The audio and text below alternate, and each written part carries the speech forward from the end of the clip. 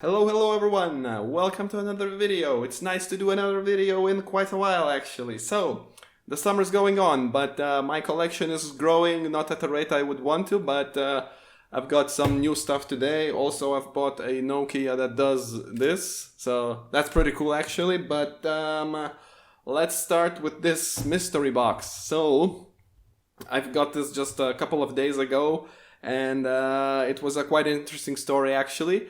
Because it went on in the classified ad, so I had to be quick to get it. So without further talking, drum roll please, and look at that, look at that. So maybe if you're watching this in the United States, you're going like, oh, it's a Genesis Nomad, oh, big deal. But here in Europe, despite being released in the United States in 1995, I guess, and I think roughly 1 million was sold of those of these in the United States. So that's not that a lot actually, but it wasn't never released in Europe or any other continent except for United States. So it's quite unusual to find one here. So look at that beauty. So it's a Sega Genesis Nomad, as I already mentioned. So it's a successor of the infamous, I would say infamous because I'm not really a big fan of the Sega Game Gear. So as you can see in the bottom, it has some interesting stuff like the volume regulator, the slot for the headphones, the light, the brightness adjuster, and you can even use another controller to play two-player games. So how cool is that? And here in the back you can see that don't have a battery pack present. That's a bit of a shame, but these are notorious for terrible playtime. I think with it takes 6 AA batteries, and the playtime of it is like a couple of hours or something like that, depending on of course, on the brightness and the volume settings. But I've got the a AC adapter for it, so we can just plug it in and see how it looks like. So here you can see it's a bit dirty.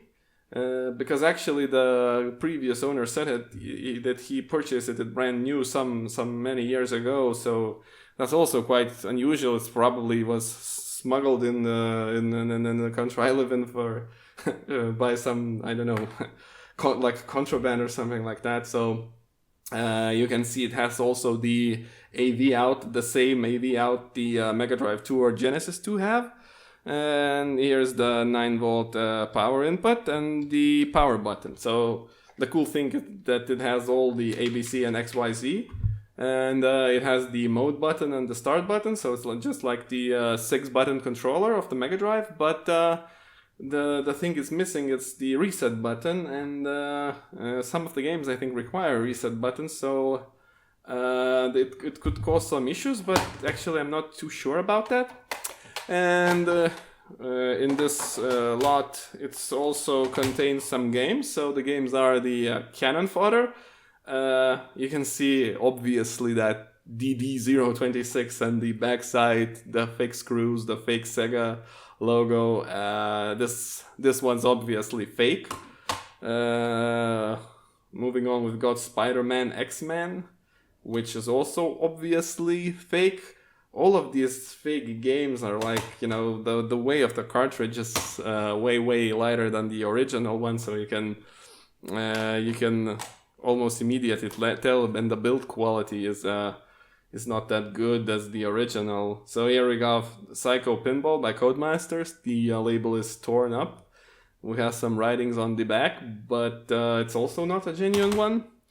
I love this game actually. It's Dune the Battle for Arrakis. I played it a lot when I was a kid. I really enjoyed it. It was my first strategy type game, and it was on the Mega Drive, so that's cool actually. I don't have the original version of it, so I might keep this non-original cartridge for myself for a little bit before I get the original one, because I don't usually collect the not genuine Sega cartridges, because in the country where I live in, it's quite uncommon actually to find genuine cartridges for the Mega Drive, because everybody had the Mega Drive in the I don't know, maybe 1996 or 1997, but the selection of genuine games was non-existing, so everybody just has these like bootleg copies of the game. So this is the Virtual Fighter 2.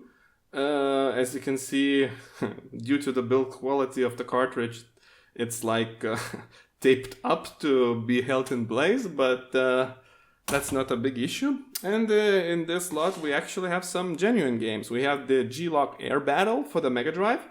As you can see, it's the original European version of the game. So, as you can see here, no fake screws. The screws are normal. And the label itself is a bit faded, and the cartridge has some markings on it. But, yeah, and some dust, of course. But other than that, I think it's okay. And then we've got the Pink Goes to Hollywood. It's a game about Pink Panther, of course. And this one's actually for the Genesis. It's also for the United States as the Nomad itself. So that's gonna be quite interesting, because I think this is intended only for the USA games. Of course, I don't know about the region of these games. They're probably not region locked, but I've got this Rock and Roller Racing on my hand, which definitely has the region lock protection. So it will be interesting to see if it's working on this Nomad or not. So I've got the power supply ready. Oh, it's a bit tatty, so you'll have to excuse me if it turns off from time to time. Okay, so it lights up and does nothing because there's no game inserted. So let's try insert the Pink Panther and see. Okay, we've got absolutely nothing on the screen. So let's just try to, wiggle it in and turn it on again. And we've still got nothing. So it's just being stubborn. Okay, still nothing. So maybe we won't play Pink Panther. Let's try the G-Lock Air Battle. Oh shoot, I've disconnected the power supply. Yeah, this one's also. So let's do I know I shouldn't do this, but sound of the 90s. So so here we go. We've got the game itself. Yeah, it's a Sega.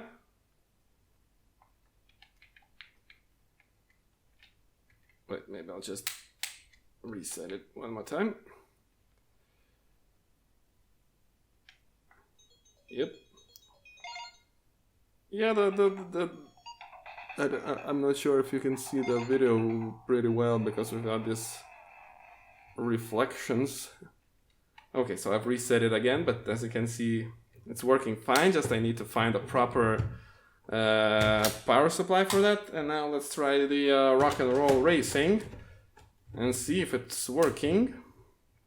I'll just hold it in like this to be sure. Yeah, you can see it says that it's been developed only for use with PAL and French Sega Mega Drive system. So we won't be working with this, but I'm happy that it works at all, because it's, as I told you, it's quite difficult to find one in working state. But I really enjoy this one because it's quite rare, especially in Europe. So next thing I'm gonna do is I'm probably gonna take it apart and give it a good clean, because there's a lot of gunk everywhere built up over the years, so we'll need to take care of that.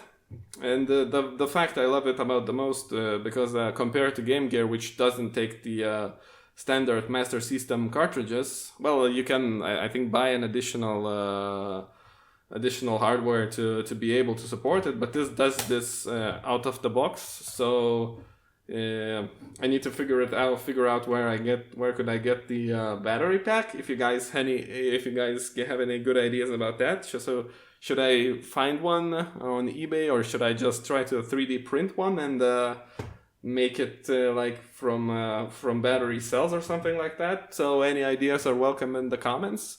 And of course, do you think I should modify the screen of it? So Thank you guys for watching. Let me know in the comments what you think about this video. And if you have any suggestions on mods, chips, and blah blah blah, just, write a comment. So like and subscribe, guys. Thank you. Bye.